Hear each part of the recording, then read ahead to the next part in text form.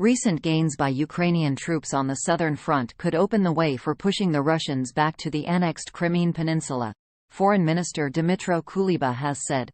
He said this became possible after Kyiv liberated the strategically important village of Robotyne in the Zaporizhzhia region. Russia's military says its forces are still holding on to the village. Ukraine seeks to cut the land corridor to Crimea, which Russia seized in 2014. By doing so, Kyiv would split in two the land Russia occupies in southern Ukraine, making Moscow's supply lines more complicated. The latest claims by both Ukraine and Russia have not been independently verified. Speaking at a recent meeting of French ambassadors in Paris, Mr. Kuleba said, "Having entrenched on its, Robotyne's, flanks, we are opening the way to Tokmak and, eventually, Melitopol and the administrative border with Crimea."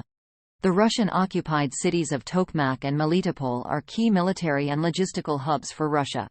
Mr. Kuleba stressed that Ukraine's counteroffensive launched in early June was continuing, but admitted it was an extremely difficult task. The number of minefields and fortifications is unprecedented. Russian drones, helicopters and planes dominate the air. But we are gradually succeeding. He described how one group of 31 Ukrainian fighters had literally crawled on their stomachs through kilometers of minefields, eventually making it possible for a brigade to retake Robotyne. In its Wednesday's report on the battlefield situation, Ukraine's military also said its forces had success in the direction to the south and southeast of Robotyne. But Russia's military said its troops had repelled 9 attacks by Ukrainian forces in the Robotyne area, as well as around the Verbov village to the southeast.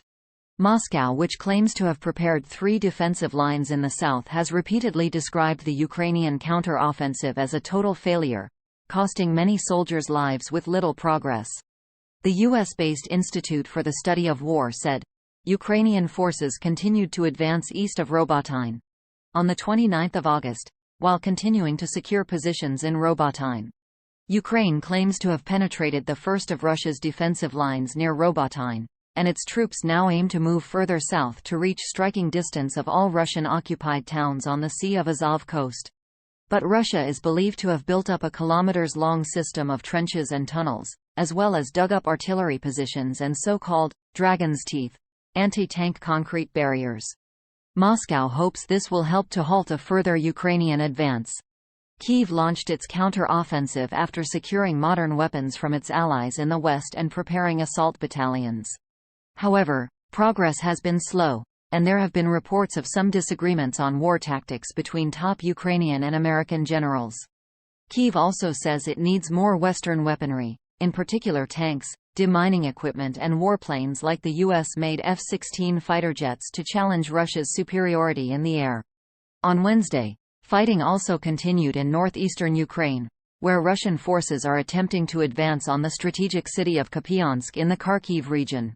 Russian President Vladimir Putin launched a full-scale invasion of Ukraine in February 2022.